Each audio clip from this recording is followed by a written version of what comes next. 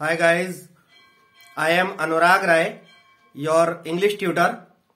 In this video, I am going to explain chapter 7 from your English supplementary reader Snapshots, class 11th.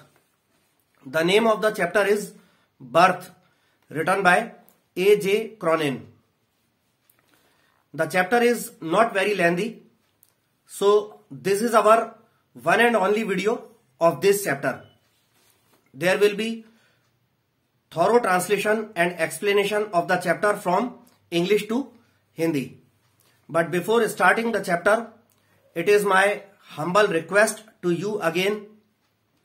Dear students, if you like my videos and find them useful to you, then please subscribe my YouTube channel Anurag Rai English Tutor. And don't forget to press the bell icon so that you may get notifications of the videos that I upload on my YouTube channel from time to time, as well as the latest uploads of my videos. So we shall start the chapter.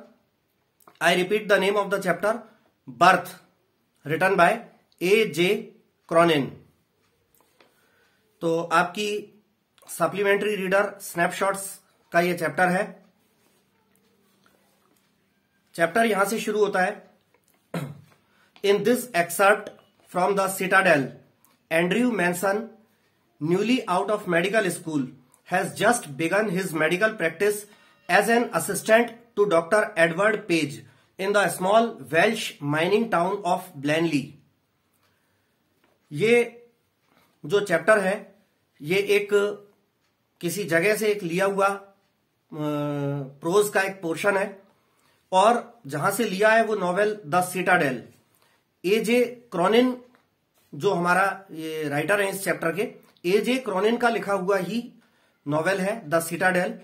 वहां से इस part को, इस अंश को लिया गया है. इसमें वो बताते हैं कि एंड्रयू मैनसन नाम का एक नया व्यक्ति जो कि मेडिकल की पढ़ाई पूरी करके डॉक्टर बनके नया डॉक्टर बना है, और नया डॉक्टर बन के आता है, अपनी पढ़ाई पूरी करके आता है, और वेल्स, एक जो यूनाइटेड किंगडम जो होता है, जिसमें यूनाइटेड किंगडम यूके के नाम से जाना जाता है, जिसमें इंग्लैंड, आयरलैंड, स्कॉटलैंड और वेल्स नाम के ये 4 देश होते हैं. तो उनमें से एक कंट्री जो है वेल्स, तो वेल्स कंट्री का एक छोटा सा टाउन ब्लेनली, जो कि माइनिंग टाउन है, यानी वहां पे खदान वगैरह, जो जमीन के नीचे से खुदाई करके खदानों में से जो कुछ निकलते हैं पदार्थ, मेटल्स आदि, कोल, चारकोल वगैरह, तो माइनिंग वाला टाउन है छोटा सा ब्लेनली, वेल्स कंट्री का.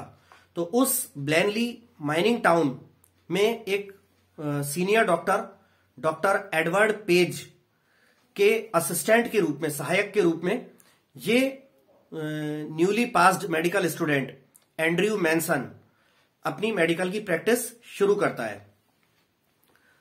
As he is returning from a disappointing evening with Christine, the girl he loves, he is met by Joe Morgan. जब ये नया जो डॉक्टर बना हुआ है एंड्रयू मैनसन, वो एक डिसअपॉइंटिंग इवनिंग, यानी एक निराश या हताश करने वाली शाम को क्रिस्टीन नाम की लड़की, जिससे वो प्यार करता है, उसके साथ एक डिसअपॉइंटिंग इवनिंग बिताकर लौटा. यानी उसके साथ गया होगा और कुछ लड़ाई झगड़ा या आपस में कुछ मनमुटाव ऐसा कुछ हुआ होगा, तो निराशा से भरी क्रिस्टीन के साथ उसकी इवनिंग रही. क्रिस्टीन वो लड़की जिससे ये एंड्रयू मैनसन प्यार करता है. जब वो लौट के आता है क्रिस्टीन से मिलने के बाद, तो उसे जो मॉर्गन नाम का एक व्यक्ति, इस नए बने हुए डॉक्टर एंड्रयू मैनसन को मिलता है. जो मॉर्गन नाम का व्यक्ति, जो and his wife who have been married nearly 20 years are expecting their first child. जो मॉर्गन और उसकी वाइफ, जिनकी शादी को लगभग 20 साल हो चुके थे, वो अब इतनी लंबी अवधि 20 साल के बाद उनका पहला बच्चा जो है होने वाला था। अब यहां से चैप्टर शुरू होता है। दो it was nearly midnight when Andrew reached Bryngower, he found Joe Morgan waiting for him, walking up and down with short steps between the closed surgery and the entrance to the house. ये कह रहे हैं कि हालांकि जब Andrew Manson, वो नया जो डॉक्टर बना था, जब अपनी जो है अपनी बिलव्ड क्रिस्टीन के साथ जो डिसअपॉइंटिंग इवनिंग बिताकर लौटा था, तो लगभग उसे घर लौटते लौटते आधी रात का समय हो चुका था। जब वो ब्रेनगोअर लौटा, यानी ब्रेनगोअर में उसका घर होगा, वहां लौटा, तो जब वो आधी रात को अपने घर लौटा तो उसके घर में घुसने का रास्ता, एंट्रेंस, घर में घुसने वाला प्रवेश द्वार, और थोड़ी दूर पर उसका सर्जरी रूम था जहां पर वो ऑपरेशंस आदि परफॉर्म करता था। सर्जरी रूम और घर में घुसने वाले एंट्रेंस के बीच का जो पैसेज था, उसमें आगे पीछे ऐसे टहलते हुए छोटे छोटे कदमों के साथ, यानी वो ज्यादा बड़ा रास्ता नहीं था, तो छोटे से स्टेप्स के साथ वो जो मॉर्गन जो है उस रास्ते में टहल रहा था, कभी आगे जाता कभी पीछे आता, इस तरह से। तो एंड्रयू को जो मॉर्गन अपने घर के प्रवेश द्वार और अपने सर्जरी रूम के बीच में टहलता हुआ मिलता है आधी रात को। At the sight of him the burly driller's face expressed relief. Doctor Andrew Manson को देखकर जो मॉर्गन जो था, जो बर्ली का मतलब है हट्टा कट्टा, और ड्रिलर का मतलब है कि वो ड्रिल जो होती है, जो मशीन होती है जिससे दीवारों में या जमीन में गड्ढा किया जाता है, वो, तो उसका काम ड्रिल करने का था, खदान में ड्रिलर की जॉब होगी। तो वो हट्टा कट्टा ड्रिलर जो था, जो मॉर्गन, वो डॉक्टर को देखकर राहत भरा एक्सप्रेशन, उसके हाव भाव जो है राहत भरे होते हैं डॉक्टर को देखकर। Eh doctor, I am glad to see you. Joe Morgan बोलता है, अरे डॉक्टर, बहुत खुशी हुई आपसे मिलकर। I been back and forward here this last hour, the missus wants ye before time too. आगे जो मॉर्गन डॉक्टर को बोलता है कि मैं यहां पिछले 1 घंटे से आगे पीछे टहलता हुआ आपका इंतजार कर रहा हूं, और मिसेज माने उसकी पत्नी, आगे बोलता है वो कि मेरी पत्नी को, मेरी वाइफ को आपकी आवश्यकता है, और वो भी समय से पहले। यानी उसका आशय था कि बच्चे का जो बर्थ है, बेबी का जो डिलीवरी होने वाली थी, वो समय से पहले होने वाली थी शायद। तो वो कहता है कि मेरी वाइफ को आपकी जरूरत है, वो भी समय से पहले। Andrew abruptly recalled from the contemplation of his own affairs, told Morgan to wait. Andrew जो था, डॉक्टर एंड्रयू मैनसन, वो अपने खुद के ही जो उसके पर्सनल अफेयर्स थे क्रिस्टीन के साथ, जो उसका जो शायद मनमुटाव हुआ हो, लड़ाई झगड़ा हुआ हो, अपने खुद के ही अफेयर्स की उधेड़ बुन में, सोचा विचारी में वो बहुत मगन था, और अचानक से वो वहां से उन ख्यालों से बाहर निकला। अपने खुद के ही जो उसके पर्सनल जो मामले थे, जिनके गहन विचारों में वो खोया हुआ था, उनसे वो यकायक, एब्रप्टली माने यकायक, अचानक बाहर निकला, और जो मॉर्गन को उसने वेट करने को कहा। He went into the house for his bag, then together they set out for number 12 Blaina Terrace. तो आगे कह रहे हैं, वेट करने को इसलिए कहा क्योंकि वो फिर अपने घर में गया अंदर, एंड्रयू, डॉक्टर एंड्रयू मैनसन, और अपना बैग, सर्जरी आदि का, बेबी की डिलीवरी उसको करवानी थी, जो मॉर्गन की वाइफ के होने वाले बेबी की डिलीवरी करानी थी। तो उसके बैग में उसके सारे जो मेडिकल के इक्विपमेंट्स आदि होते हैं, वो सब अपना बैग लेने गया। उसके बाद वो दोनों, जो मॉर्गन और डॉक्टर एंड्रयू मैनसन, दोनों नंबर 12 ब्लेना टेरेस। ये जो था जो मॉर्गन का एड्रेस था, यहां पर जो मॉर्गन रहता था ब्लेना टेरेस पर नंबर 12 में, तो वहां के लिए निकल पड़े। The night air was cool and deep with quite mystery. रात की हवा ठंडी थी और शांत रहस्य से, गहरे शांत रहस्य से भरी हुई थी। Usually so perceptive, Andrew now felt dull and listless.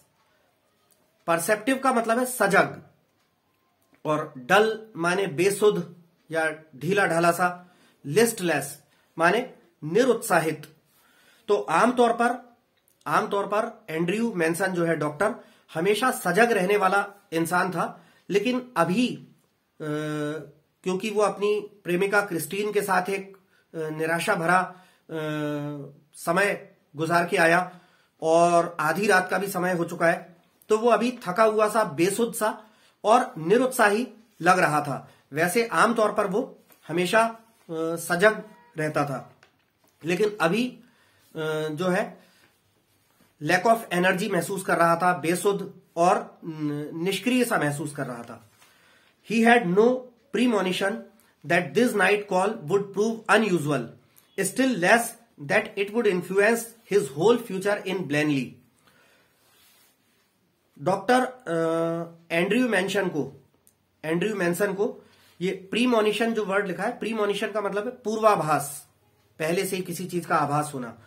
तो डॉक्टर एंड्रयू मेंसन को कोई पहले से ही कोई पूर्वाभास नहीं था, ऐसा कोई अंदेशा नहीं था कि ये रात की पुकार, यानी रात के समय मरीज को, पेशेंट को देखने जाना, उसकी केयर करने या बेबी की डिलीवरी कराने जाना, ये रात के समय की जो कॉल थी वो बहुत ही असाधारण और गजब की साबित होगी, ऐसा उसे कोई भी पूर्वाभास नहीं था।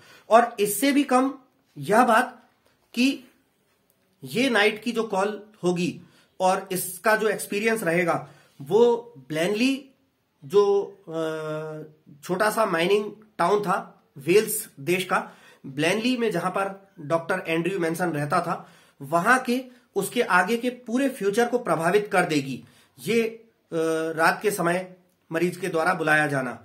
तो ये बात बहुत ही असाधारण या गजब की साबित होगी और ब्लेनली में उसके पूरे मेडिकल करियर को, उसके फ्यूचर को प्रभावित कर देगी। ऐसा उसको, डॉक्टर को, कोई पूर्वाभास नहीं था। आगे है, the two man walked in silence until they reached the door of number 12. Then Joe drew up short. वो दोनों आदमी चलते चलते, शांति से, चुपचाप चलते चलते जो मॉर्गन के एड्रेस नंबर 12 तक पहुंच गए। वहां पहुंचकर जो मॉर्गन जो है वो बाहर ही रुक गया। I'll not come in, he said, and his voice showed signs of strain. But man, I know you'll do well for us. तो यहां पे कह रहे हैं कि जो मॉर्गन ने डॉक्टर एंड्रयू मेंसन से कहा, I'll not come in, मैं अंदर नहीं आऊंगा, और उसकी आवाज जो थी वो स्ट्रेन माने तनाव से भरे संकेत प्रदर्शित कर रही थी जो मॉर्गन की आवाज। But man, I know you'll do well for us। आगे जो मॉर्गन ने डॉक्टर एंड्रयू मेंसन से यह भी कहा कि लेकिन सज्जन व्यक्ति, लेकिन डॉक्टर साहब, हे सज्जन व्यक्ति, मैं जानता हूं कि आप हमारे लिए अच्छा ही करोगे। Inside a narrow stair led up to a small bedroom, clean but poorly furnished and lit only by an oil lamp. अंदर जब डॉक्टर उसके मकान में, जो कि छोटा सा कमरा होगा, छोटा सा मकान रहा होगा, उसमें जब डॉक्टर अंदर गया तो अंदर एक सकरी सी सीढ़ियां थी जो कि ऊपर एक छोटे से बेडरूम में जाती थी, और वो बेडरूम जो है साफ सुथरा था, लेकिन उसमें जो है हल्का फुल्का छोटा मामूली सा फर्नीचर था, और उसमें सिर्फ एक तेल से जलने वाला, रोशनी के नाम पर उसमें सिर्फ एक ऑयल लैंप, तेल से जलने वाला एक दीपक जल रहा था। Here Mrs Morgan's mother, a tall grey haired woman of nearly 70 and the stout elderly midwife waited beside the patient, watching Andrew's expression as he moved about the room. अब यहां कह रहे हैं कि जब डॉक्टर एंड्रयू मैनसन कमरे के अंदर प्रविष्ट हुआ, कमरे के अंदर उसने जब प्रवेश किया, तो यहां पर दो कैरेक्टर्स हमको इंट्रोड्यूस करा रहे हैं। दो व्यक्ति और थे अंदर। वो दो व्यक्ति और कौन थे? जो मॉर्गन की वाइफ के अलावा दो जो है अटेंडर्स या अटेंडेंट्स भी कहते हैं, जो मरीज के साथ उसकी देखभाल करने को होते हैं। तो दो लोग और थे। जब डॉक्टर एंड्रयू मैनसन कमरे में प्रविष्ट हुआ तो एक मिसेस मॉर्गन की मां, यानी कि जो मॉर्गन जिसकी वाइफ को बेबी होने वाला था, डिलीवरी होने वाली थी, उस जो मॉर्गन की वाइफ की मां मिसेस मॉर्गन की मदर, जो कि एक टॉल, ऊंचे कद की, ग्रे हेयर्ड, सफेद बालों वाली, लगभग 70 की उम्र वाली एक बूढ़ी महिला थी, वो थी। और एक स्टाउट यानी हट्टी कट्टी, एक तगड़ी सी एल्डरली मिडवाइफ, एक प्रौढ़ उम्र की, एक थोड़ी सी यानी कि नौजवान से थोड़ी ज्यादा उम्र होती है, एक बड़ी उम्र की, एक हट्टी कट्टी मोटी सी मिडवाइफ। मिडवाइफ का मतलब होता है दाई। दाई उसको कहते हैं कि जो डिलीवरी के समय किसी मेन जो डॉक्टर होता है, उस डॉक्टर की जो असिस्टेंट के रूप में काम करे, बच्चे की डिलीवरी कराने में मदद करती है, या बच्चे की डिलीवरी के बाद बच्चे की केयर, उसकी मालिश वालिश करती है, तो वो दाई जो होती है उसको मिडवाइफ कहते हैं। तो एक मिडवाइफ भी थी जो कि जो मॉर्गन की वाइफ जिसको डिलीवरी होने वाली थी उसके पास में बैठी हुई थी। इन्होंने डॉक्टर एंड्रयू के एक्सप्रेशंस को, उसके हाव भाव को देखती रही जब डॉक्टर अंदर कमरे में प्रविष्ट हुआ तब।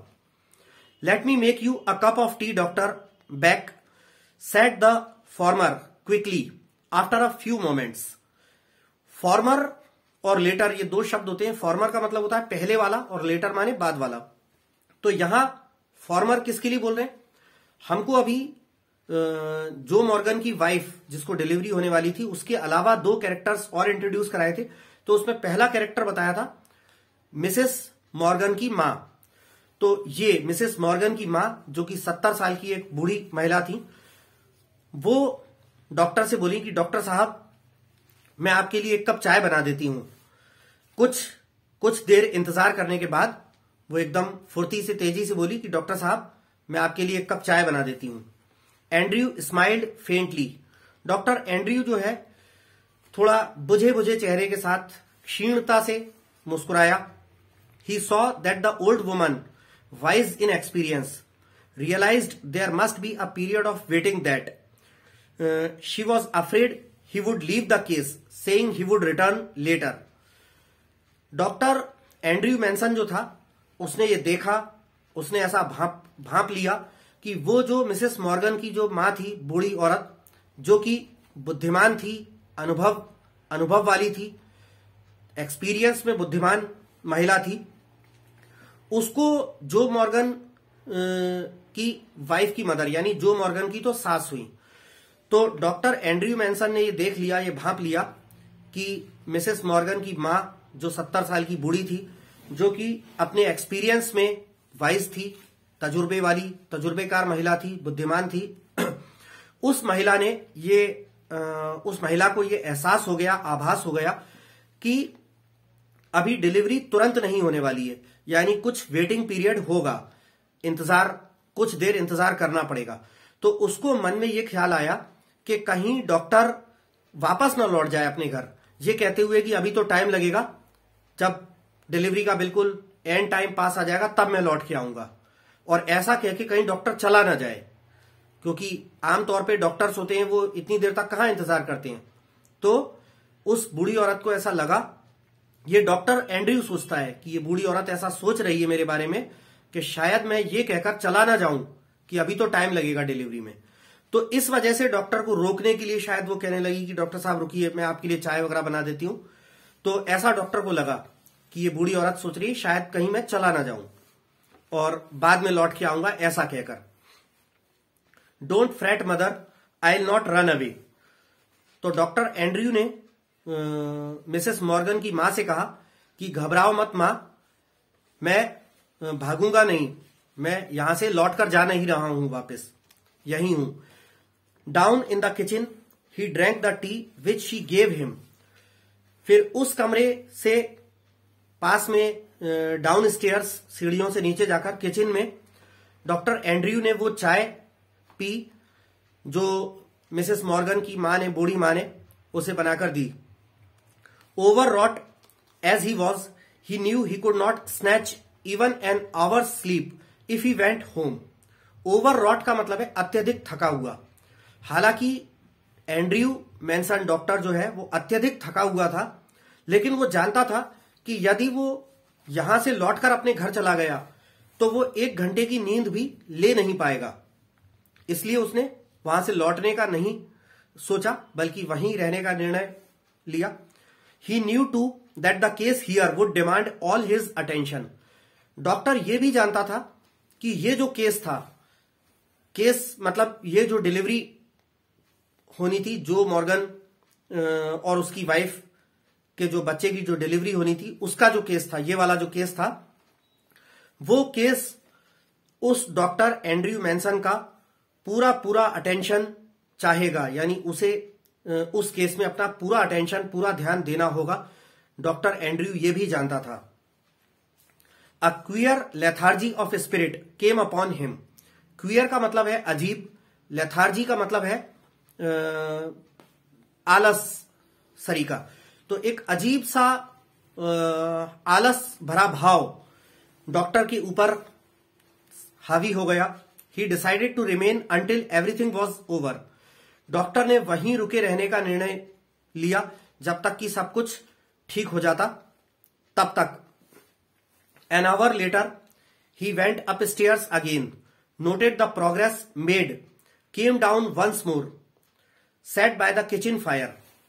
1 घंटे बाद डॉक्टर जो है वहां किचन से सीढ़ियों से ऊपर वापस उस बेडरूम में गया जहां पर मिसेस मॉर्गन बेड पर लेटी हुई थी, जहां उनकी डिलीवरी होने वाली थी। 1 घंटे बाद डॉक्टर वापस ऊपर गया और इस 1 घंटे के बीच में जो जो प्रोग्रेस हुई थी वो सब नोट करी, क्योंकि डॉक्टर्स ये सब चीजें नोट करते हैं डिलीवरी के टाइम। टेम्परेचर वगैरह कितना है या ब्लड प्रेशर कितना है, ये सब चीजें नोट करते हैं, ये सारी चीजें।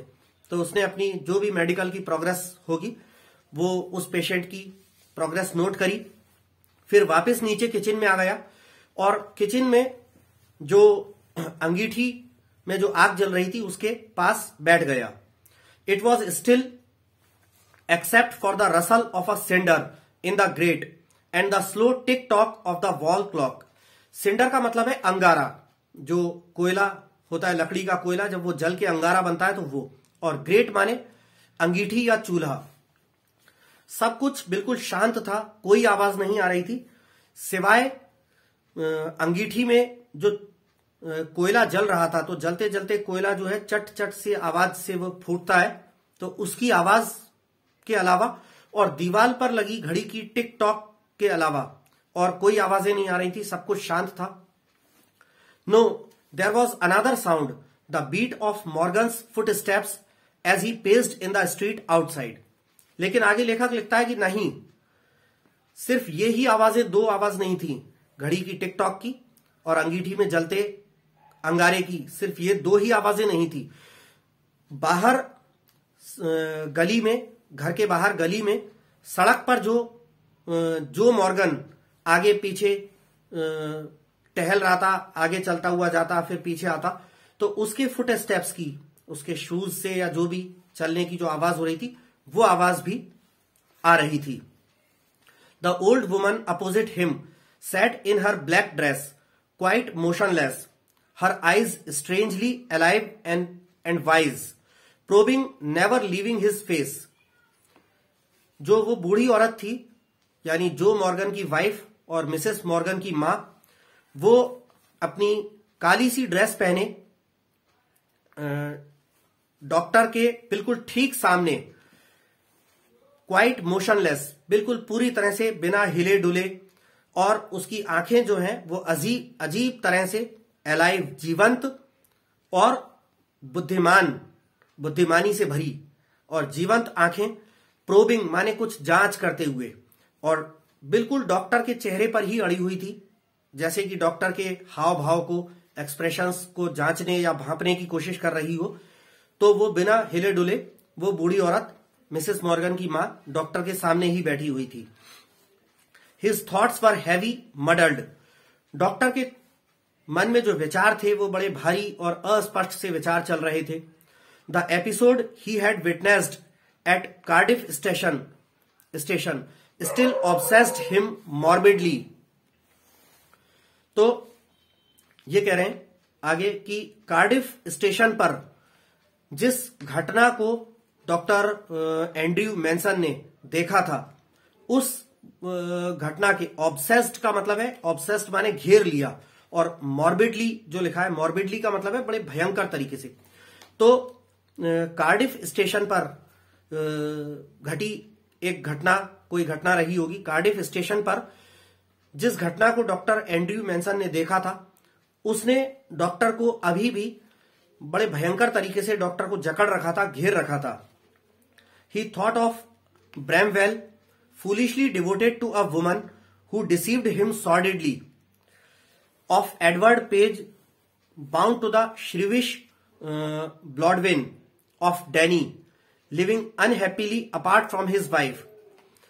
डॉक्टर जो है अभी मन में कुछ हस्बैंड वाइफ्स के जोड़ों के बारे में सोच रहा था, जो अपने जीवन में आपस में अपनी मैरिड लाइफ से खुश नहीं थे, उनके बीच में लड़ाई झगड़ा या डिस्प्यूट्स या मन मुटाव होता रहता था। ऐसे कुछ हस्बैंड वाइफ्स के जोड़ों के बारे में सोच रहा था जो मॉर्गन। तो ही थॉट ऑफ ब्रैमवेल। तो डॉक्टर ने पहले ब्रैमवेल नाम के एक आदमी के बारे में विचार आया उसके मन में। Foolishly devoted to a woman who deceived him sordidly. Sordidly का मतलब है घटिया तरीके से।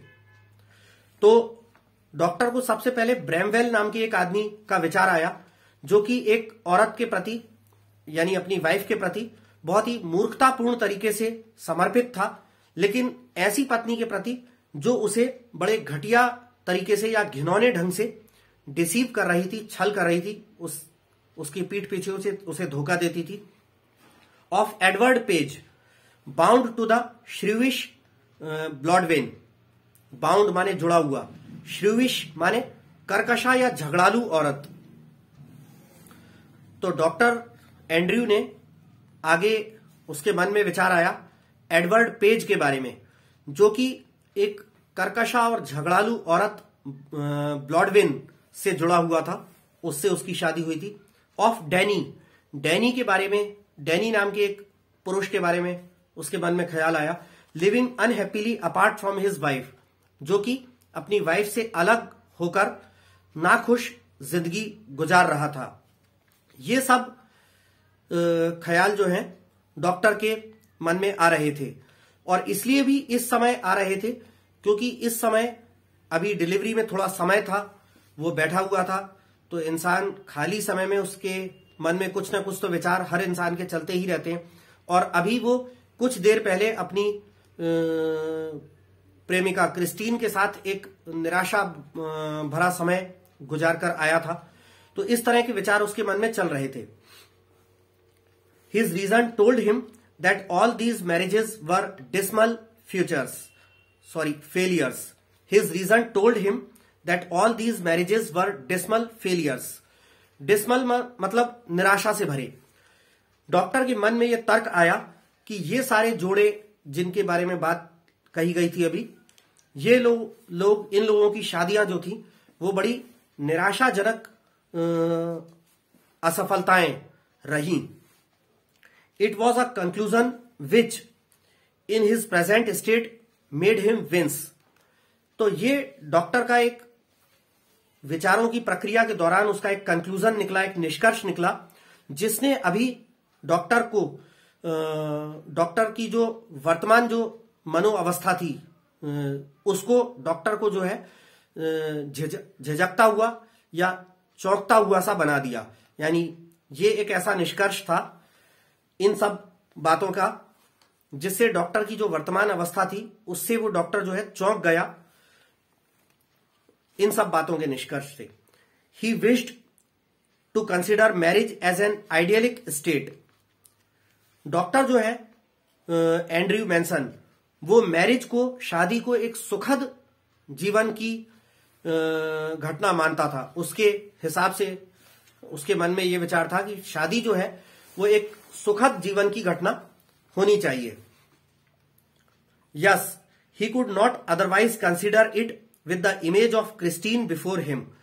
और हां, डॉक्टर एंड्रयू को ऐसा लगता था कि उसकी जो प्रेमिका थी क्रिस्टीन, उसके अलावा ऐसी और कोई ऐसा चेहरा नहीं हो सकता था, ऐसी और कोई लेडी नहीं हो सकती थी क्रिस्टीन के अलावा जो जिसके साथ वो अपने जीवन में ऐसी आइडियलिक स्टेट में यानी सुखद जीवन बिता सके। तो क्रिस्टीन के अलावा उसे ऐसा कोई चेहरा याद नहीं आता था या ऐसी कोई लेडी, लड़की नहीं समझ पड़ती थी जिसके साथ वो सुखद वैवाहिक जीवन बिता सके। तो ऐसा वो सिर्फ क्रिस्टीन के साथ ही सोचता था कि सुखद जीवन उसका सिर्फ क्रिस्टीन से शादी करने पर ही होगा। ऐसे सब ख्याल उसके मन में अभी आ रहे थे। आगे है, her eyes shining towards him admitted no other conclusion. Doctor के जहन में, उसकी मन में, अंतरात्मा में क्रिस्टीन की चमकती हुई आंखें जो है उसके जहन में आ रही थी और वो इसके अलावा और किसी निष्कर्ष पर नहीं पहुंच सकता था और किसी निष्कर्ष को स्वीकार नहीं कर पा रहा था इस निष्कर्ष के अलावा कि क्रिस्टीन ही उसके साथ सुखद वैवाहिक जीवन क्रिस्टीन के साथ ही उसका बीतेगा। आगे लेखक लिखता है, it was the conflict between his level doubting mind and his overflowing heart which left him resentful and confused. ये डॉक्टर के मन के बीच में चल रहा जो है अंतर्द्वंद था, झगड़ा था या कलह थी जो डॉक्टर के मन में चल रहा था। किसके बीच? डाउटिंग माइंड, डॉक्टर के शंकाग्रस्त मन, एंड हिज ओवरफ्लोइंग हार्ट, और उसके भावनाओं से लबालब सराबोर भरे हुए दिल के बीच। यानी उसके भावनाओं से सराबोर या लबालब भरे हुए दिल और उसके शंकाग्रस्त मन के बीच का संघर्ष था ये, जिसने उसे शिकायत से भरा हुआ और चिड़चिड़ा, क्रोधित और उलझन में पड़ा हुआ बना दिया। He let his chin sunk upon his chest, stretched out his legs, stared broodingly into the fire. Doctor जो सब कुछ सोच रहा है तो ये कहां बैठा बैठा, जो नीचे जो किचन में जहां मिसेस मॉर्गन की मां ने उसे चाय बनाकर दी थी और अभी अंगीठी में जल रही आग के पास बैठा हुआ है, थोड़ा हाथ वगैरह सेकने के लिए, तापने के लिए भी, और उसके सामने मिसेस मॉर्गन की मां बैठी हुई है। तो ये अभी किचन में ही बैठा हुआ है, ये सब सोच रहा है, उसके मन में ये सब ख्यालात चल रहे हैं। तो आगे है, ही लेट हिज चिन सिंक अपॉन हिज चेस्ट। उसने अपने चिन को, ये जो होता है चिन, हमारी ठोड़ी जिसको बोलते हैं, तो चिन को अपने चेस्ट पर यूं अपने चेस्ट पर टिका दिया, अपने पैरों को आगे फैलाकर खोल लिया। Stared broodingly into the fire. Broodingly का मतलब है चिंतन करते हुए, गहन चिंतन या गहन विचार करते हुए आग की तरफ ही घूर कर देखे जा रहा था। ही remained like this so long and his thoughts were so filled with Christine that he stared when the old woman opposite suddenly addressed him. वो डॉक्टर एंड्रयू मैनसन काफी देर तक ऐसी ही अवस्था में बना रहा। क्रिस्टीन के बारे में उसके विचार पूरी तरह से क्रिस्टीन के ख्यालों से ही भरे हुए थे, और जब उसके सामने बैठी हुई उस बूढ़ी औरत मिसेस मॉर्गन की मां ने उसे पुकारा, तब वो डॉक्टर एंड्रयू जो है अचानक से हड़बड़ा गया जब उस बूढ़ी औरत ने उसे पुकारा, क्योंकि वो एकदम गंभीर ख्यालों में, क्रिस्टीन के ही ख्यालों में खोया हुआ था। तो जब उस बूढ़ी औरत ने पुकारा तो डॉक्टर एकदम से चौंक के हड़बड़ा गया। आगे है, her meditation had pursued a different course. उसका ध्यान जो है यहां पे हर मेडिटेशन छप गया, हिज मेडिटेशन होगा। His meditation had pursued a different course. Her की जगह बुक में यहां हिज होना चाहिए था। डॉक्टर का ध्यान जो है वो किसी अलग ही रास्ते पर निकल पड़ा। Susan said not to give her the chloroform if it would harm the baby. She is awful set upon this child, Dr. Beck. Her old eyes warmed at a sudden thought. She added in a low tone, we all are, I fancy. तो वो बूढ़ी औरत Mrs Morgan की मां doctor से बोलती है, doctor Andrew से, Susan said not to give her the chloroform if it would harm the baby. तो वो बूढ़ी औरत डॉक्टर से बोली कि सुसैन ने कहा कि आप उसे क्लोरोफॉर्म, यानी वो क्लोरोफॉर्म एक केमिकल होता है जो सुंघाकर इनहेल करके बेहोश करने के काम आता है। तो कभी कभी इलाज के दौरान पेशेंट्स को बेहोश करना पड़ता है, तो उसका। तो सुसैन, हमको यहां पता चलता है कि सुसैन जो था वो जो मॉर्गन की वाइफ, जिसको बेबी की डिलीवरी होने वाली थी, उस पेशेंट लेडी मिसेस मॉर्गन का नाम था सुसैन। तो सुसैन की मां बोली कि सुसैन ने कहा है कि उसे आप क्लोरोफॉर्म ना दें, कहीं उसके प्रभाव से बेबी को, होने वाले बेबी को कोई नुकसान ना हो जाए। She is awful set upon this child, doctor back. तो आगे बूढ़ी औरत बोली कि डॉक्टर साहब, वो बहुत ज्यादा लालायित है, बहुत ज्यादा बच्चे को पाने की बहुत ज्यादा आकांक्षी है, बहुत ज्यादा लालायित है। क्योंकि हमने शुरू में पढ़ा भी था कि जो मॉर्गन और सुसैन मॉर्गन की वाइफ, ये जो मॉर्गन की वाइफ सुसैन मॉर्गन, इन दोनों की शादी को लगभग 20 साल हो चुके थे और 20 साल के बाद अब उनको पहला बेबी होने वाला था। इसलिए भी वो बेबी को पाने के लिए बहुत लालायित थी। ये बात वो बूढ़ी औरत डॉक्टर को बताती है।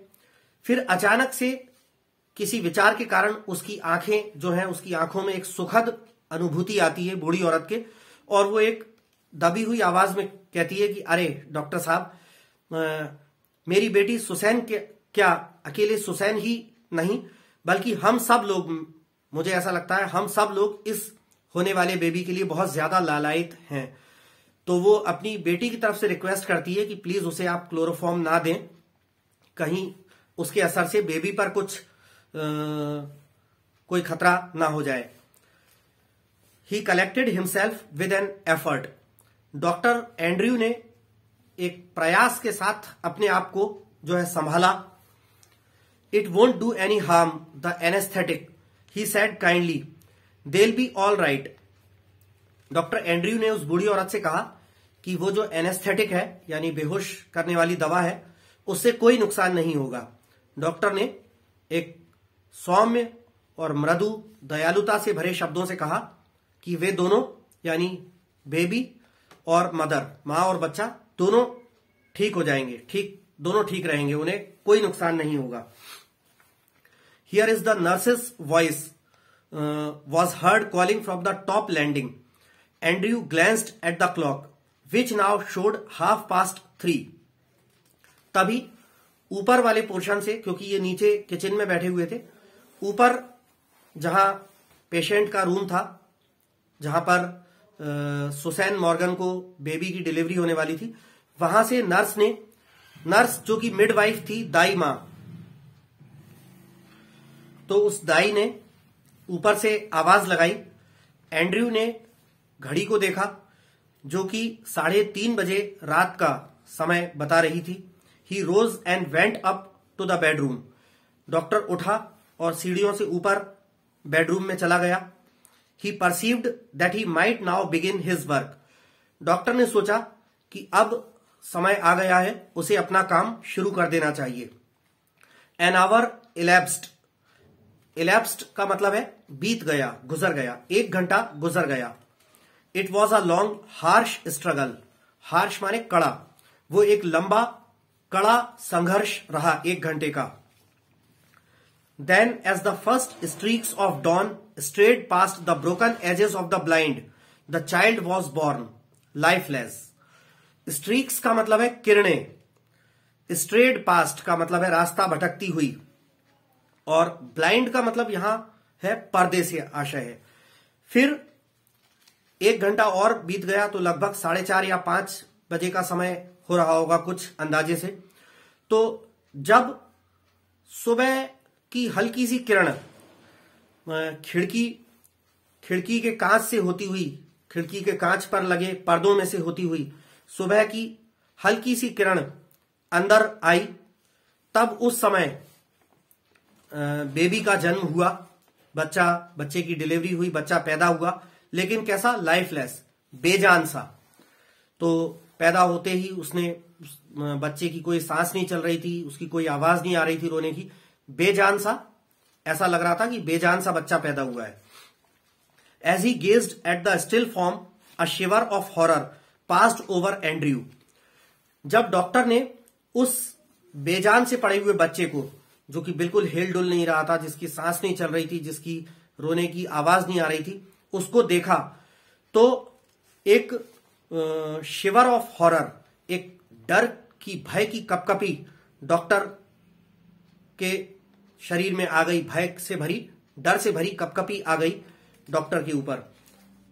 After all that he had promised, इसलिए आ गई क्योंकि डॉक्टर ने वादा किया था जोस मॉर्गन से, सुसैन मॉर्गन की मां से, कि मां और बच्चा दोनों सकुशल हो जाएंगे, सकुशल रहेंगे.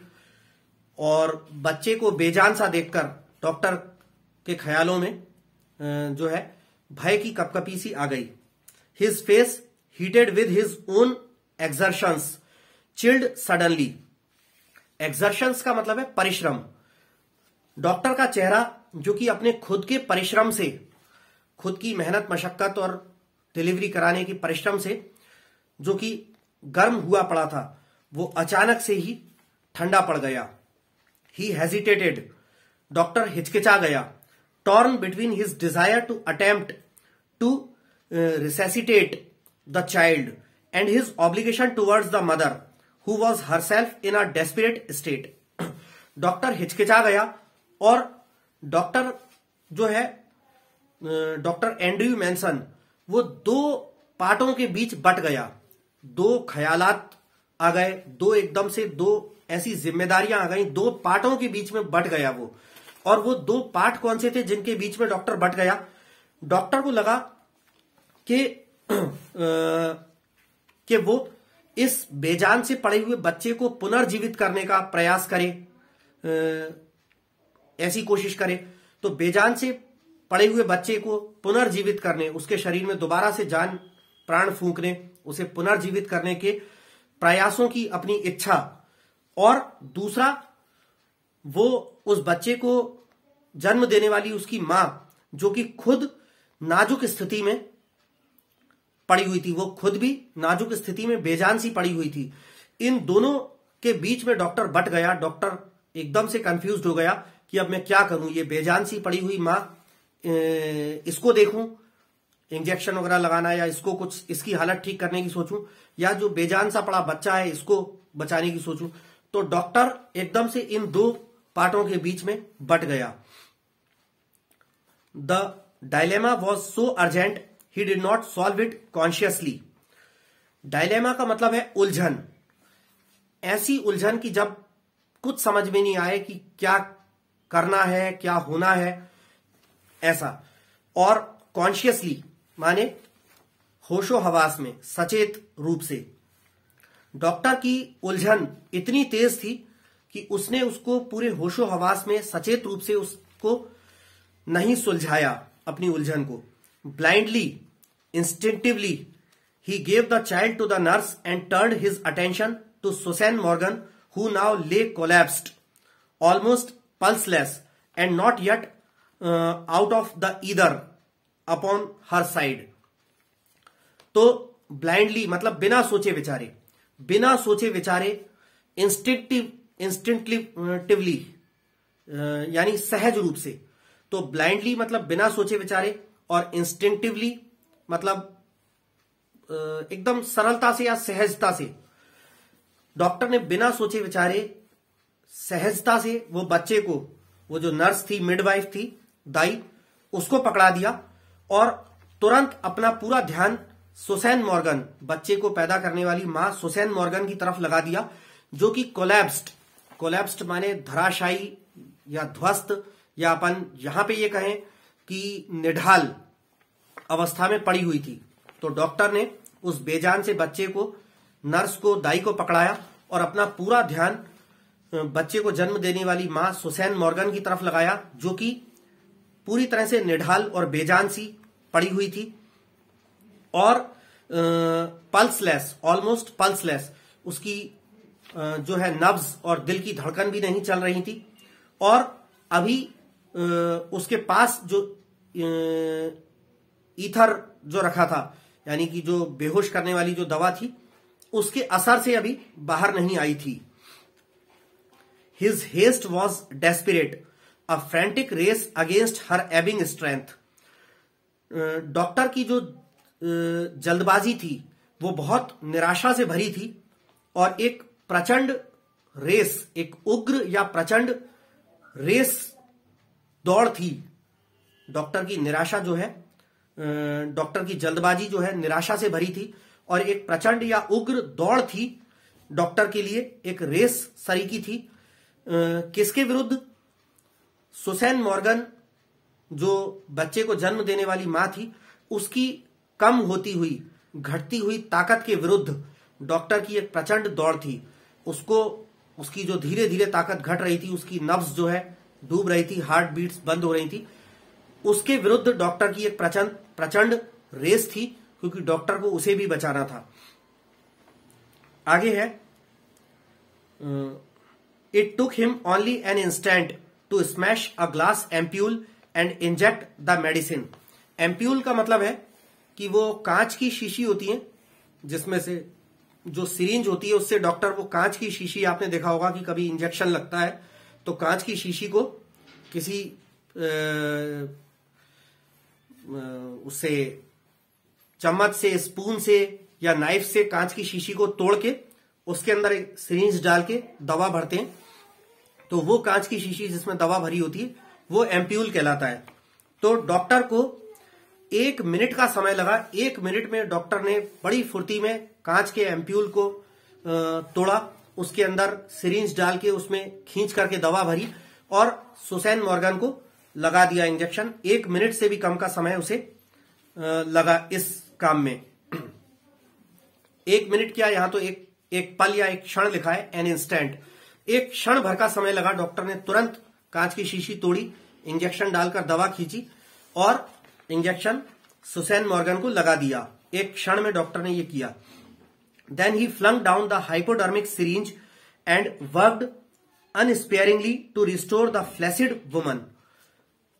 तो हाइपोडर्मिक का मतलब है कि स्किन, त्वचा के नीचे का वो स्थान जहां पर इंजेक्शन लगाया जाता है। अनस्पेयरिंगली माने कठोरता से, और फ्लैसिड का मतलब है बेजान। तो डॉक्टर ने सुसैन मॉर्गन को इंजेक्शन लगाने के बाद जल्दी से वो वहीं इंजेक्शन जो है नीचे ही, जमीन पर ही, वो इंजेक्शन की जो हाइपोडर्मिक सिरिंज थी वो नीचे ही फेंक दी और बड़ी ही कठोरता के साथ, पूरे मेहनत और कठोरता के साथ जुट गया उस बेजान पड़ी महिला के शरीर में दोबारा से जान डालने के लिए बड़ी कठोरता से जुट गया। After a few minutes of feverish effort her heart strengthened, he saw that he might safely leave her. Feverish का मतलब है जबरदस्त और स्ट्रेंथेंड का मतलब है शक्ति मिली या बल मिला। कुछ मिनटों के जबरदस्त प्रयास के बाद जो वो लेडी थी सुसैन मॉर्गन, जिसने बच्चे को जन्म दिया था, उसके हार्ट को, उसके दिल को फिर से बल मिला दिल धड़कने लगा, दिल में थोड़ी सी ताकत आई और डॉक्टर ने देखा कि अब जो है वो सुरक्षित रूप से उसको छोड़ सकता था और अब अपना ध्यान उस बच्चे की तरफ लगा सकता था जो कि खुद बेजान सा, ऐसा निर्जीव जैसा पैदा हुआ था, बिना जान का जैसा, मृत सरीका जो पैदा हुआ था बच्चा, जो देखने में ऐसा लग रहा था कि जीवित नहीं हो। तो डॉक्टर को लगा कि अब चूंकि इसका दिल, लेडी का, मां का दिल जो है धड़कने लगा, अच्छी तरह से उसमें ताकत आ गई, तो अब वो उसे कुछ देर के लिए छोड़ सकता है। ही swung round in his shirt sleeves, his hair sticking to his damp brow. Doctor तेजी से पीछे को घूमा और उसके जो बाल थे, डॉक्टर के लंबे लंबे बाल जो थे, उसके पूरे माथे पर पसीना आ चुका था। उसकी जो ब्रोज थी, ये भौएं, इन पर पसीना था और डॉक्टर के जो बाल थे वो उसकी गीली गीली भौं पे लगे पसीने से चिपके हुए थे। Where is the child? Doctor ने नर्स से, दाई से पूछा कि बच्चा कहां है? The midwife made a frightened gesture, she had placed it beneath the bed. Frightened माने भयभीत और जेस्चर माने इशारा या संकेत। दाई ने डरते हुए, भयभीत तरीके से बेड के नीचे इशारा करते हुए डॉक्टर को बताया, क्योंकि दाई को लगा था कि शायद बच्चा जन्म से ही मरा हुआ पैदा हुआ है, क्योंकि बच्चे की सांस नहीं चल रही थी। पैदा होते ही बच्चा रोने लगता है, उसकी रोने की कोई आवाज नहीं आ रही थी, हाथ पैर हिल डुल नहीं रहे थे। तो दाई को लगा कि शायद मरा हुआ बच्चा पैदा हुआ है। तो उसने उसको, जो बच्चे की जो मां थी, उसके बेड के नीचे रख दिया था, जमीन पर रख दिया था, नीचे रख दिया था, मरा हुआ जानकर, मरा हुआ समझकर। तो जब डॉक्टर ने पूछा बच्चा कहां है, तो उसने डरे हुए हाव भाव के साथ इशारा करके बताया कि वहां नीचे। In a flash Andrew knelt down. एक बिजली की सी तेजी से, क्षण भर में एंड्रयू जो है, डॉक्टर एंड्रयू अपने घुटनों के बल झुककर, बिल्कुल घुटने टिकाकर जमीन पर बैठ गया। Fishing amongst the sodden newspapers below the bed, he pulled out the child. Fishing का मतलब यहां पे है खोजते हुए, ढूंढते हुए, और सॉडन का मतलब है गीले। तो बेड के नीचे कुछ मरीज के, सुसैन मॉर्गन जो थी, जो बच्चे की मां थी, उसके बेड के नीचे कुछ गीले से अखबार पड़े थे। उन अखबारों का ढेर था, कुछ गीले गीले अखबारों का। उनमें से खोजते हुए, ढूंढते हुए डॉक्टर ने बच्चे को खींच करके बाहर निकाला। अ बॉय परफेक्टली फॉर्म्ड, और एक लड़का, वो एक लड़का था, लड़का पैदा हुआ था। और परफेक्टली फॉर्म्ड का मतलब है पूरी तरह से उसका शरीर की रचना पूरी थी, सिर बाकायदा, उसके हाथ पैर, पूरा जन्म के समय जैसा बच्चा होता है, पूरे उसके अंग, हाथ पांव पूरे सही सलामत थे, लेकिन बेजान सा शरीर था। द लिम्प मतलब लचीला। Warm body was white and soft as tallow. Tallow का मतलब है चर्बी, किसी जानवर आदि के मांस की जो चर्बी होती है वो। तो कह रहे हैं कि वो लचीला सा, वो जो बच्चे को डॉक्टर ने बेड के नीचे से खोज करके गीले अखबारों के बीच में से निकाला, तो उस बच्चे का, छोटा सा तो बच्चा होता है जन्म के समय, छोटे से बच्चे का लचीला और गर्म शरीर सफेद पड़ा हुआ था और बिल्कुल किसी टैलो यानी चर्बी, जानवर की चर्बी की तरह सॉफ्ट था, एकदम नरम था, चर्बी की तरह। द कॉर्ड हेस्टिली स्लैश्ड ले लाइक अ ब्रोकन स्टेम। और कॉर्ड का मतलब है नाल। बच्चा जब मां के गर्भ में होता है, तो गर्भाशय में जब होता है, तो बच्चे की नाभि से एक पाइप सरी की एक ट्यूब जुड़ी रहती है। वो अपनी मां से एक ट्यूब के माध्यम से जुड़ा रहता है, और वो जो ट्यूब होती है वो बच्चों की नाभि पर होती है। तो बच्चों के जन्म के बाद उस नाल को, जो होती है, उसको काट दिया जाता है, और उसी कॉर्ड से, वो जो नाल जिससे वो ट्यूब जो बच्चे के गर्भ से जुड़ी होती है, तो मां जो कुछ भी खाती पीती है, तो उसी के माध्यम से पोषण बच्चे को उस ट्यूब के माध्यम से ही बच्चे की नाभि के अंदर से होता हुआ बच्चे को मिलता है। तो उसको नाल को जो है बड़ी जल्दबाजी में, जो कि जल्दबाजी में काट दी गई थी, वो किसी पेड़ से किसी टूटी हुई शाख की तरह, पेड़ की किसी टूटी हुई शाखा की तरह डली हुई थी। The skin was of a lovely texture, smooth and tender. बच्चे की स्किन जो थी वो एक बहुत ही सुंदर बनावट वाली थी। बच्चे की त्वचा सुंदर बनावट की थी, स्मूथ एंड टेंडर, चिकनी और कोमल, नर्म थी।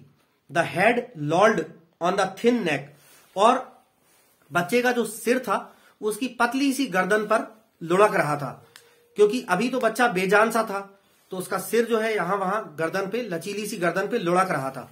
अगर बच्चे में जान होती तो वो थोड़ा बहुत अपने ताकत से भी अपने सिर को लुढ़कने से रोकता, लेकिन वो तो अभी बेजान सा पड़ा हुआ था, तो उसका जो सिर जो है गर्दन पर, पतली सी गर्दन पर लुढ़क रहा था। The limbs seemed boneless, limbs मतलब हाथ पांव। बच्चे के हाथ पांव ऐसे लग रहे थे जैसे कि बोनलेस हो, उनमें हड्डियां नहीं हो, इतने लचीले और नर्म जैसे कि उनमें हड्डियां ही ना हो। Still kneeling, Andrew stared at the child with a haggard frown. Haggard का मतलब है विक्षिप्तों की तरह, और फ्राउन मतलब त्योरियां चढ़ाए। एंड्रयू जो है अभी भी अपने घुटनों के बल बैठा, विक्षिप्तों की तरह, पागलों की तरह, विक्षिप्तों की तरह त्योरी चढ़ाए उस बच्चे को ही घूर कर देखे जा रहा था। The whiteness meant only one thing, asphyxia pallida. और बच्चे का जो शरीर पे जो सफेदी थी, जन्म के समय बच्चे का की त्वचा का कलर वैसे पिंक कलर, गुलाबी सा होना चाहिए, लेकिन वो सफेद पड़ा हुआ था, तो उसका आशय था एस्फिक्सिया पैलिडा, जो मेडिकल टर्म में जिसको बोलते हैं कि ऑक्सीजन की कमी से दम घुट जाना। तो ऑक्सीजन की कमी से दम घुट जाना, यह संकेत था। बच्चे की जो सफेद पड़ी हुई त्वचा थी उसका अर्थ, उसका संकेत यह था कि शायद उस बच्चे का ऑक्सीजन की कमी की वजह से दम घुट गया हो। And his mind unnaturally tense raced back to a case he once had seen in the Samaritan to the treatment that had been used. और डॉक्टर एंड्रयू मैनसन का दिमाग जो है अस्वाभाविक तरीके से तनावग्रस्त हो गया था, और उसका दिमाग तुरंत, उसके दिमाग में ख्याल आता है एक ऐसे केस का, ऐसे ही मेडिकल इलाज के दौरान डिलीवरी केस का, जो सैमेरिटन नाम की जगह पे डॉक्टर एंड्रयू ने एक केस देखा था, और उस केस में जो ट्रीटमेंट दिया गया था वहां भी, सैमेरिटन में भी शायद सेम केस हुआ हो कि कोई बेजान सा बच्चा पैदा हुआ हो और उसके शरीर में प्राण फूंकने के लिए कि उसकी सांस फिर से चलने लगे, उसकी दिल की धड़कन फिर से आ जाए, उसके लिए जो ट्रीटमेंट यूज किया गया था, जो काम किया गया था, वो डॉक्टर को तुरंत मन में फ्लैश होने लगे, ध्यान में, उसके मन में कौंधने लगा वो सारा। Instantly he was on his feet, तुरंत ही डॉक्टर एक पल में अपने पैरों पे खड़ा हो गया। Get me hot water and cold water he threw out to the nurse and basins too, quick quick. Doctor ने जो है, एंड्रयू ने दाई को, नर्स को चिल्ला करके एकदम से बोला कि जल्दी से मुझे गर्म पानी और ठंडा पानी दोनों लेके आओ, और बेसिन्स, 2 बेसिन्स भी लाना। बेसिन माने बाउल्स, बड़े बड़े बाउल्स, जैसे वो बहुत बड़े आकार के कटोरे नुमा जो होते हैं बाउल्स। तो उसने कहा कि मुझे गर्म पानी, ठंडा पानी दोनों लेके आओ, और 2 बाउल्स भी जल्दी लेके आओ, फटाफट जल्दी। But doctor, she faltered her eyes on the pallid body of the child. Faltered मतलब अटक गई, और पैलिड का मतलब है बेजान। दाई की आंखें जो थी वो बच्चे के बेजान शरीर पर ही अटक गई थी, और वो जो है लड़खड़ाते हुए बोली, लेकिन डॉक्टर, मतलब इससे आगे बोल नहीं पाई। नर्स या दाई जो थी, नर्स का आशय शायद ये था कि वो डॉक्टर को ऐसा एहसास कराना चाहती थी कि बच्चा तो मरा हुआ है, तो वो बट डॉक्टर कहकर अटक गई। क्विक ही शाउटेड, लेकिन डॉक्टर तेजी से चिल्ला के पड़ा नर्स के ऊपर, जल्दी जल्दी करो। Snatching a blanket he laid the child upon it and began the special method of respiration. Doctor ने तुरंत एक ब्लैंकेट, एक कंबल खींची और उस कंबल के ऊपर उस बच्चे को लिटाया और रेस्पिरेशन की जो स्पेशल मेथड होती है, सांस की जो स्पेशल मेथड होती है, यानी वो उसने दी। यानी माउथ टू माउथ, किसी का जब सांस नहीं चलती तो शायद मुंह खोल करके, अपना मुंह रख करके उसको फूंक देकर सांस देने की कोशिश जो करते हैं, तो सांस देने की स्पेशल मेथड डॉक्टर ने अपनाई। The basins arrived, the big iron kettle, basins आ गए। नर्स जो है जल्दी से जाकर 2 बाउल्स ले आई, एक घड़ा ले आई पानी से भरा, और एक बड़ी सी आयरन केटल, लोहे की केतली, वो ले आई। Frantically he splashed cold water into one basin, into the other he mixed water as hot as his hand could bear. Doctor ने बेतहाशा, एकदम तेजी से, बेतहाशा, फ्रेंटिकली माने बेतहाशा, बेतहाशा डॉक्टर ने वो घड़े में से जो है एक बेसिन में ठंडा पानी डाला और दूसरे बेसिन में डॉक्टर ने ठंडा पानी भी डाला और गर्म पानी भी डाला, और अपने हाथ को डालकर देखा। दूसरे बेसिन में डॉक्टर ने ठंडा और गर्म दोनों पानी मिलाकर डाला और अपने हाथ से चेक किया कि पानी बस उतना गर्म हो जितना गर्म उसका हाथ सह सके, यानी जो गुनगुना पानी होता है जो कई लोग नहाने के लिए यूज करते हैं। तो डॉक्टर ने हाथ डालकर चेक किया, एक बेसिन में ठंडा और गर्म इतना मिक्स कर लिया कि उसका हाथ उस गर्म पानी को सह सके, और एक बेसिन में, एक बाउल में केवल ठंडा पानी, एक में ठंडा और गर्म मिक्स गुनगुना पानी, ये उसने तुरंत उड़ेला डॉक्टर ने। Then like some crazy juggler he hurried the child between the two, now plunging it into the icy, now into the steaming bath. अब जगलर का मतलब है, वो सर्कस वगैरह में आपने देखा होगा, कुछ बाजीगर होते हैं, 4-5 गेंद ले लेते हैं और हाथों से उछालते जाते हैं, एक हाथ से लगातार गेंद उछालते हैं और दूसरी तरफ से वो गेंद नीचे आती है, तो जब नीचे आती है तो दूसरे हाथ से पकड़ के उसको वापस अपने पहले हाथ में ट्रांसफर करते हैं और पहले हाथ से फिर उसको ऊपर उछाल देते हैं।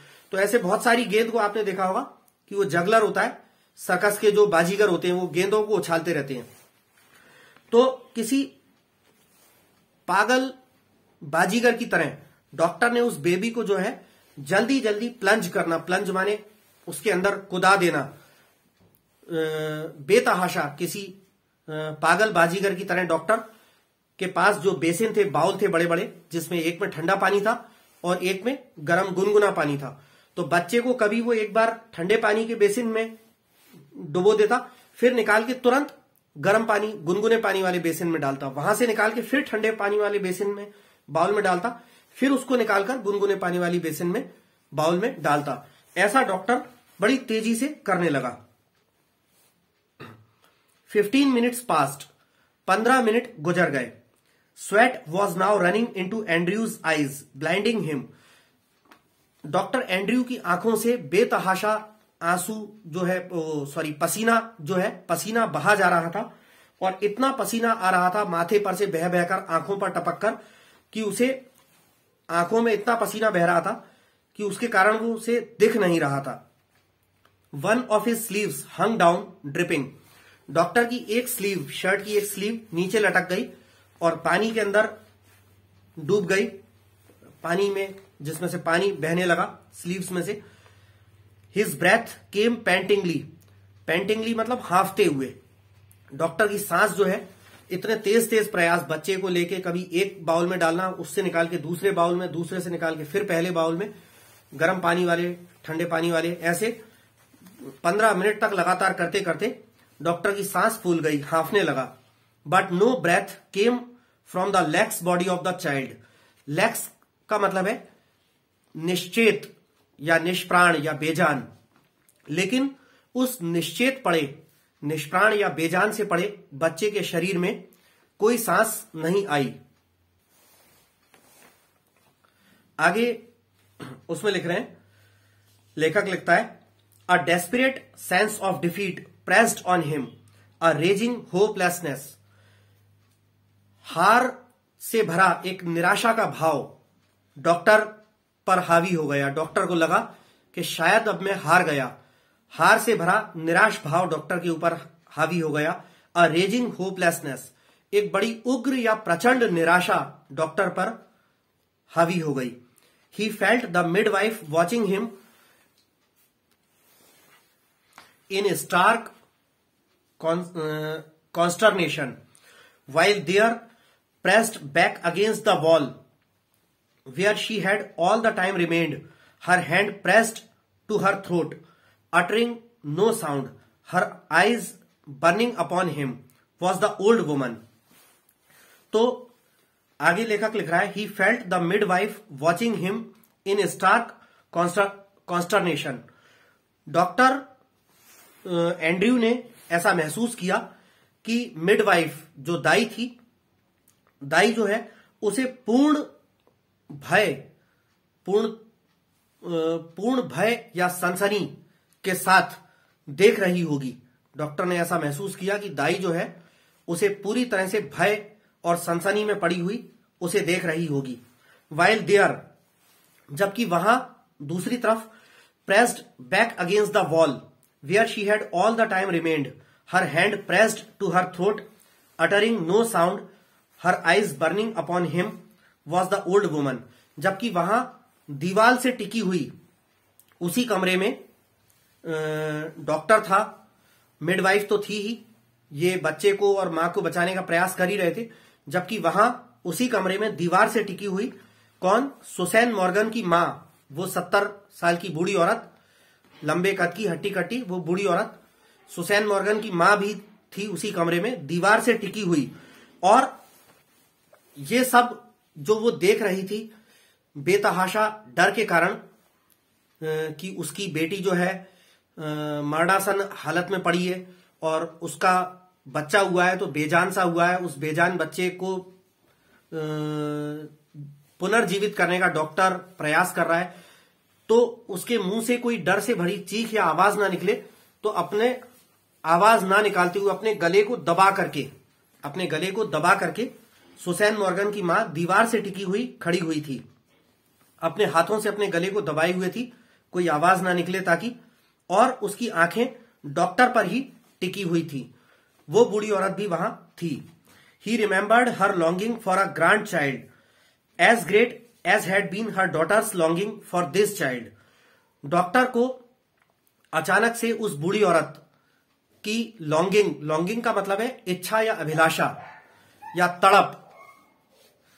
डॉक्टर को अचानक से उस बूढ़ी औरत की पोते को पाने की तड़प, नाती या पोते को पाने की तड़प ध्यान आई, जो कि उतनी ही बड़ी थी जितनी बड़ी उस बच्चे को जन्म देने वाली उसकी मां की तड़प या अभिलाषा थी उस बच्चे को पाने की। तो डॉक्टर को उस बूढ़ी औरत की बच्चे को पाने की तरस या अभिलाषा, बच्चे को पाने की तड़प या अभिलाषा ध्यान आई, जो कि उतनी ही प्रबल थी जितनी की बच्चे की मां की थी। All dashed away now, futile, beyond remedy. Dashed away मतलब धूमिल हो गया या मिट्टी में मिल गया। अब लेकिन सब कुछ मिट्टी में मिल गया। डॉक्टर एंड्रयू को भी लगा कि शायद वो हार गया है और वो बेबी को बचाने में कामयाब नहीं हो पाया।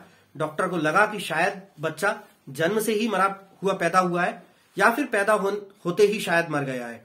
डॉक्टर को भी ऐसा लगा और उसमें डिफीट के संकेत, हार के हाव भाव डॉक्टर में आ गए।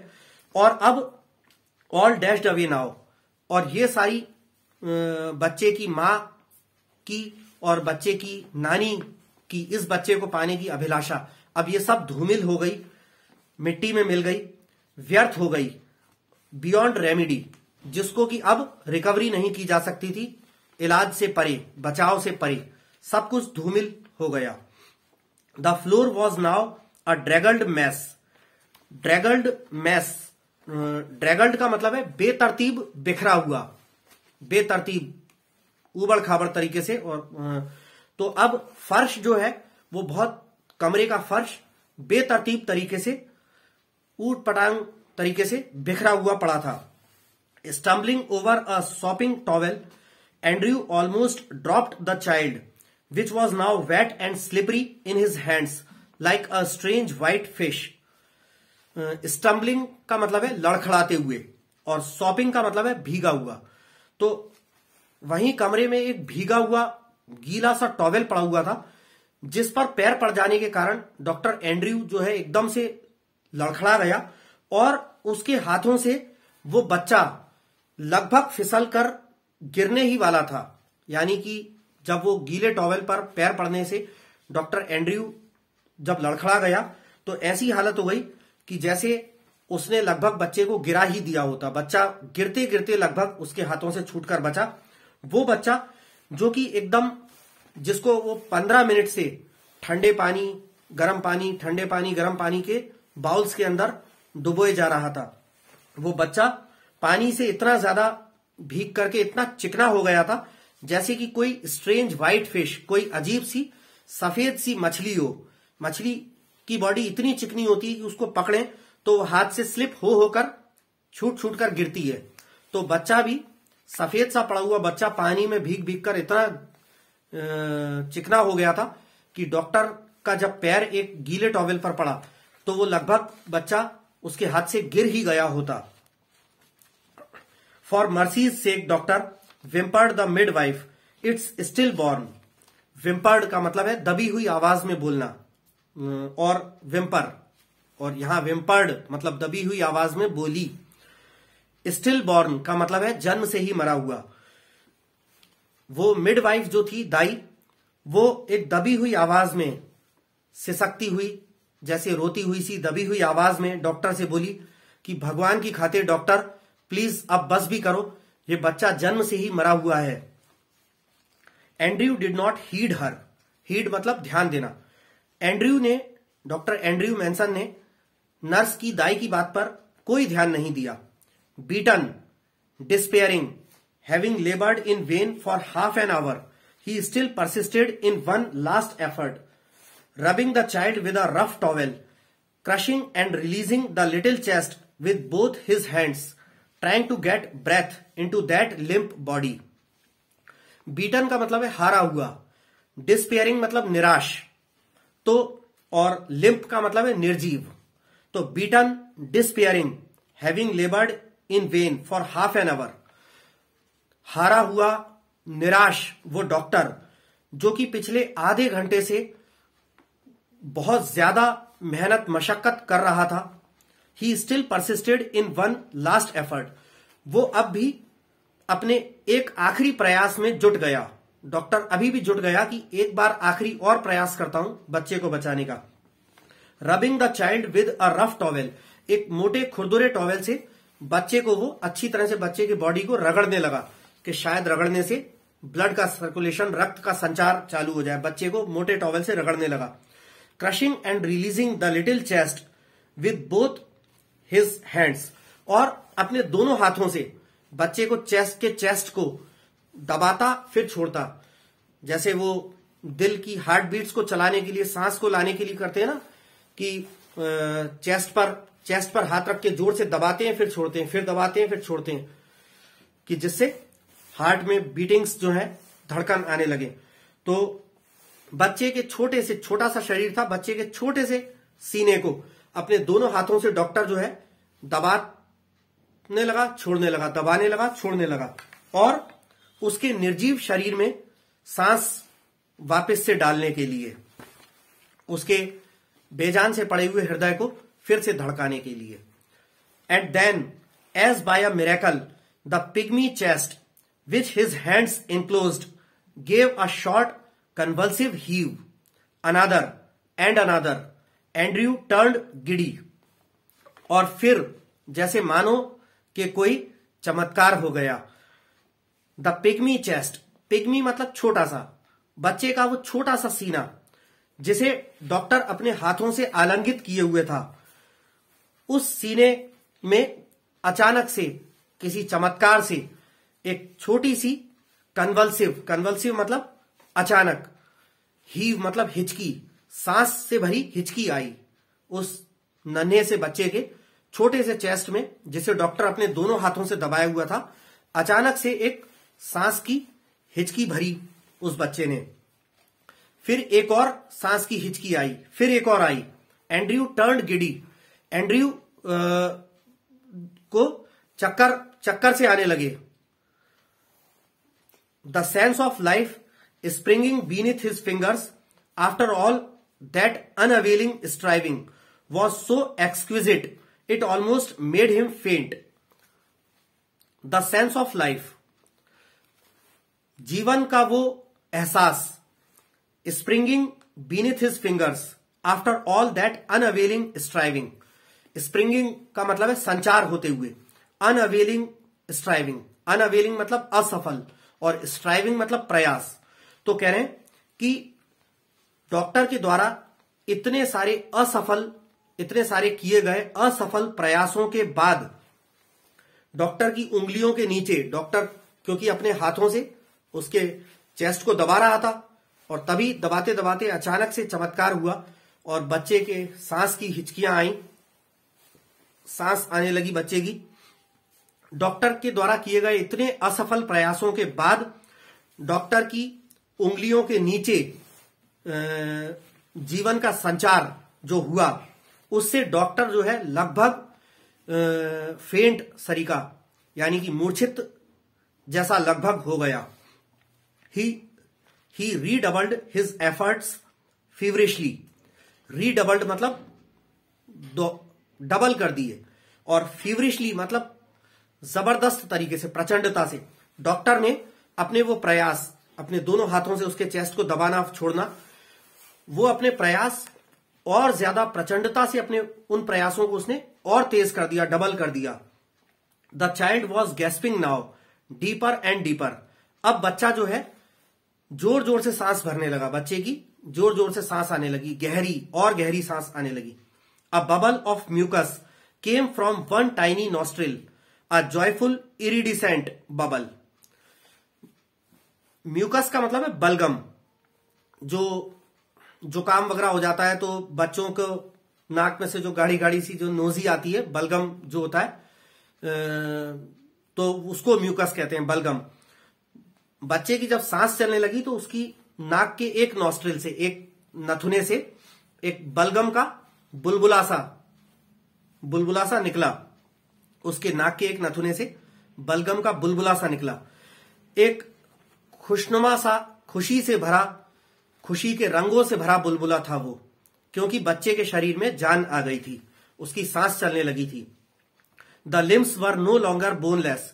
अब उसके हाथ पांव जो थे वो हड्डी विहीन अब और नहीं रहे, क्योंकि अब उसके हाथ पैर चलने लगे। जो पहले ऐसे लटके हुए थे, ऐसा लग रहा था कि जिनमें हड्डी भी ना हो, अब वो हड्डी विहीन नहीं थे, क्योंकि बच्चा अब अपने हाथों को अपने जो है शरीर से, अपनी ताकत से कंट्रोल किए था।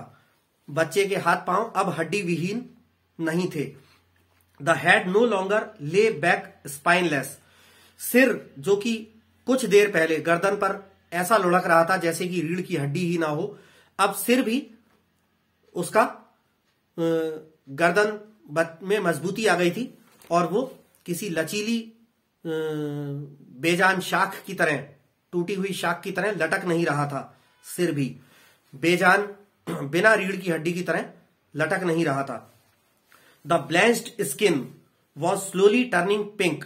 ब्लेंच्ड मतलब पीली पड़ी हुई, बच्चे की पीली पड़ी हुई त्वचा अब पिंक, गुलाबी होने लगी थी।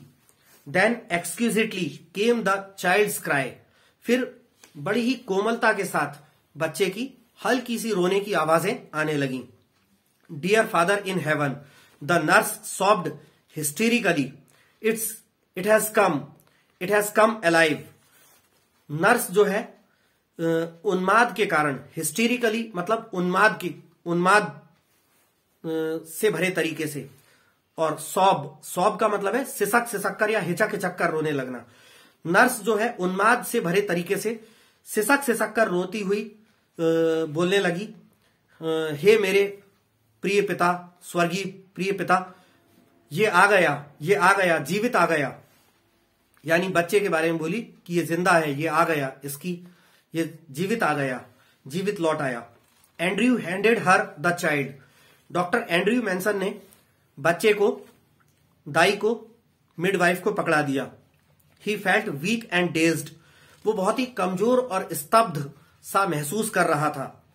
अबाउट हिम द रूम ले इन अ शडरिंग लिटर। उसके आसपास, डॉक्टर के आसपास कमरा जो है शडरिंग, शडरिंग मतलब जैसे कांपता हुआ, और लिटर माने कूड़ा करकट। डॉक्टर के आसपास कमरा जो है ऐसे कूड़े करकट की तरह बिखरा हुआ पड़ा था कि जिसे देखकर कोई कांप जाए। Blankets, towels, basins, soiled instruments, the hypodermic syringe impelled by it's point in the linoleum. तो यहां वहां कंबल पड़े हुए थे, टॉवेल्स पड़े हुए थे, और वो पानी से भरे हुए बाउल पड़े हुए थे। सॉइल्ड इंस्ट्रूमेंट्स, पानी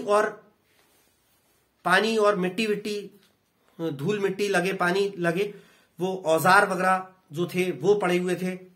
the hypodermic syringe impelled by it's point in the linoleum. Linoleum जो है फर्श पे बिछाने वाला एक कारपेट टाइप का होता है, प्लास्टिक शीट टाइप का एक। तो हाइपोडर्मिक सिरिंज, वो जो इंजेक्शन जो डॉक्टर ने सुसैन मॉर्गन को लगाया था और लगाकर जल्दी से उसे फर्श पे फेंक दिया था, वो सिरिंज डली हुई थी और उसकी नोक जो है, सुई की नोक, वो लिनोलियम जो शीट होती है फर्श पे बिछी हुई, उसमें धसी हुई थी। द यूअर नॉक्ड ओवर, घड़ा जो था जिसमें वो मिडवाइफ दाई पानी लाई थी, वो एक तरफ लुढ़का हुआ पड़ा था। The kettle on its side in a puddle of water, और डॉक्टर की एक तरफ वो केटल भी पड़ी हुई थी जिसमें आसपास पानी बिखरा हुआ था, पानी का गड्ढा सा, जैसे मानो कि पानी का कोई पोखर सा भरा हुआ हो। Upon the huddled bed the mother still dreamed her way quietly through the anaesthetic. और वहां मरीज वाले बिस्तर पर बच्चे को जन्म देने वाली उसकी मां सुसैन मॉर्गन जो है सिकुड़ी हुई, हाथ पैर सिकुड़ी हुए पड़ी हुई थी, और अभी अभी वो एनेस्थेटिक जो था, बेहोश करने वाली जो दवा थी, उसके असर से अभी भी उसके बेहोशी की दवा के असर से थोड़ा थोड़ा प्रभावित थी, और अपने जो है शांति से अपने सुखद सपनों में खोई हुई थी। बच्चे को जन्म देने और मां बनने के एहसास के सुखद सपने में अभी भी खोई हुई थी, और उस पर अभी भी बेहोशी की दवा का हल्का हल्का असर था। सिकुड़ करके वो बिस्तर पर पड़ी हुई थी। बट हर नहीं, ये यहां से है। The old woman still stood against the wall, और उस बच्चे की नानी यानी सुसैन मॉर्गन की बूढ़ी मां अभी भी स्थिर, बिना हिले डुले दीवार से टिके हुए खड़ी हुई थी। But her hands were together, her lips moved without sound, she was praying. लेकिन उसके हाथ जो है, दोनों हाथ जुड़े हुए थे, और उसके होंठ जो है बिना आवाज के, उसके होंठ हल्के हल्के चल रहे थे, और वो मन ही मन प्रे कर रही थी, प्रार्थना कर रही थी गॉड से, भगवान से प्रार्थना कर रही थी अपनी बेटी के बच जाने की खुशी के लिए। और जो उसको जो बच्चा हुआ था, जो बेजान सा था, जो डॉक्टर के अथक प्रयासों के बाद उसके शरीर में दोबारा से जान आ गए थे, इन सब के लिए हाथ जोड़े हुए वो बूढ़ी औरत और बिना साउंड किए हल्का हल्का होंठ चलाते हुए कुछ प्रे कर रही थी। मैकेनिकली एंड्रयू रंग out his sleeve, pulled on his jacket. Mechanically मतलब मशीन की तरह से, किसी यांत्रिक तरीके से, मशीनी तरीके से डॉक्टर एंड्रयू ने अपनी स्लीव, अपनी शर्ट की एक स्लीव जो कि पानी में पूरी डूबी हुई थी, उस स्लीव को निचोड़ा, पानी बहाया और अपनी जैकेट पहनी। I fetch my bag later nurse.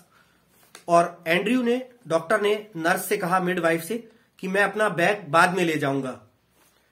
He went downstairs through the kitchen into the scullery. Scullery मतलब बर्तन धोने का कमरा, किचन के पास लगा हुआ है छोटा सा बर्तन आदि मांजने का कमरा, स्कलरी। डॉक्टर वहां से, उस बेडरूम से होता हुआ नीचे गया और किचन में से होता हुआ स्कलरी यानी किचन के पास एक जो छोटा सा कमरा होता है बर्तन मांजने का, वहां गया। किचन में से होता हुआ स्कलरी में, बर्तन धोने के कमरे में गया। हिज लिप्स वर ड्राई। डॉक्टर के होंठ जो हैं बहुत ज्यादा सूख रहे थे प्यास के कारण। At the scullery he took a long drink of water. Scullery में उसने, डॉक्टर ने पानी लिया और खूब सारा पानी पिया। He reached for his hat and coat. उसके बाद फिर वो अपना हैट और अपना कोट, उसने हाथ बढ़ाकर अपना कोट लिया, अपना हैट लिया। Outside he found Joe standing on the pavement with a tense expectant face. Pavement का मतलब है वो फुटपाथ जो होता है, और एक्सपेक्टेंट का मतलब है आशा से भरा हुआ। तो अब डॉक्टर जो है एंड्रयू के फ्लैट से सीढ़ियां उतरकर बाहर आ गया, एंड्रयू के फ्लैट से निकलकर बाहर सड़क पर आ गया, जहां बाहर उसने फुटपाथ पर जो मॉर्गन को इंतजार करते हुए पाया, जिसका और वो जो मॉर्गन जिसका चेहरा चिंतित और आशा से भरा हुआ था। All right Joe, he said thickly, both are all right. Doctor ने एक भरी हुई भारी आवाज में कहा कि सब कुछ ठीक है जो, दोनों ठीक है, यानी मां और बच्चा दोनों ठीक है, दोनों सकुशल हैं। It was quite light, nearly 5 o'clock। अब पूरी तरह से उजाला लगभग हो चुका था, अच्छा खासा उजाला हो चुका था, सुबह का 5 बज चुका था। A few miners were already in the streets. थोड़े बहुत माइनर्स का मतलब है खदान में काम करने वाले मजदूर या श्रमिक लोग, क्योंकि पहले ही बताया गया है कि ब्लेनली जो ये टाउन था वो वेल्स देश का एक माइनिंग टाउन था, जहां पर खदानें वगैरह होती हैं, और खदानों में जहां कोयला या अन्य और भी कई प्रकार के आयरन और भी कई तरह के मेटल निकलते हैं। अब ये तो नहीं बताया कि ये कौन सी खदान थी, कोयले की थी या किसकी थी। तो सुबह सुबह जो है सड़कों पर थोड़े बहुत माइनर्स, खदान में काम करने वाले श्रमिक भी आ गए थे। The first of the night shift moving out, और रात की जो पहली शिफ्ट थी वो जा रही थी। तो रात की शिफ्ट वाले जो माइनर्स थे, खदान के मजदूर थे, वो निकल कर बाहर आ गए थे, वो जा रहे थे। As Andrew walked with them, spent and slow, his footfalls echoing with the others under the morning sky। Doctor जो एंड्रयू मैनसन था, वो खदान के जो मजदूर बाहर निकलकर आ गए थे और सड़क पर चलकर जा रहे थे, उनके पास ही, उनके साथ ही डॉक्टर भी चलकर जा रहा था, धीरे धीरे कदमों से जा रहा था। और डॉक्टर के जो सड़क पर जो कदमों की, उसके जूतों की जो आवाजें थी, कदमों की जो आवाज थी, वो इको हो रही थी। इको मतलब कोई आवाज जब आए तो वो गूंज कर वापस लौट कर सुनाई दे, आवाज की प्रतिध्वनि। तो डॉक्टर के खुद के पैरों की जो आवाज थी वो और दूसरे जो सड़क पर चल रहे मजदूरों की आवाज के साथ सुबह के आसमान के नीचे डॉक्टर को अपने पैरों की आवाज दूसरे मजदूरों के पैरों की आवाजों के साथ इको करके सुनाई दे रही थी। He kept thinking blindly. Doctor जो है अभी भी बिना सोचे विचारे, पता नहीं कहां उसका दिमाग कुछ ना कुछ सोचे ही जा रहा था। Oblivious to all other work he had done in blandly. Oblivious मतलब भुलक्कड़, इन सब कामों से, भुलक्कड़पन में, इन सब कामों को भूलते हुए जो उसने ब्लैंडली में किया था, यानी कि जिस प्रकार से उसने अपने ग्रेट एफर्ट्स डाल करके, बहुत ज्यादा अथक प्रयास करके जो बच्चे की मां को बचाया और बेजान से पड़े बच्चे के शरीर में जान ले आया, उन सब से भूलता हुआ पता नहीं उसका दिमाग किन विचारों में चल रहा था। I have done something, oh God, I have done something real at last.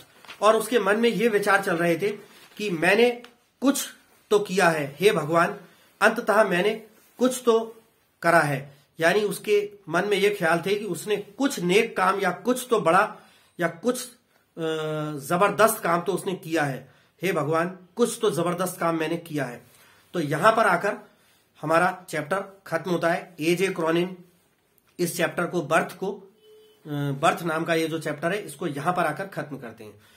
तो अगले चैप्टर के साथ मैं फिर से जो है आप लोगों से मिलूंगा, और अगला चैप्टर जो है, मैं आपका जो अगला चैप्टर है उसको जल्दी ही अपने YouTube चैनल पर अपलोड करूंगा। तब तक के लिए अलविदा लेना चाहूंगा, और दोबारा से रिक्वेस्ट करूंगा कि मेरे YouTube चैनल को सब्सक्राइब करें, वीडियोस को लाइक करें और बेल आइकन को जरूर हिट करें, ताकि आपको मेरे लेटेस्ट अपलोड्स के बारे में टाइम टू टाइम जो है जानकारी मिलती रहे। धन्यवाद।